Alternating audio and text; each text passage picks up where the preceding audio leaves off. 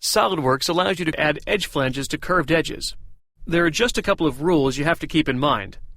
The curved edge you wish to add the flange to must be on a planar face, and if you want to select multiple edges for the flange, the edges must be tangent. Let me show you what I mean. To get started, I'll click the Edge Flange icon. When the Property Manager appears, I'll select the curved edge and give the flange some length. At this point, I can add the edge that's tangent to the curved edge, but I can't add either of the other edges since they're not tangent.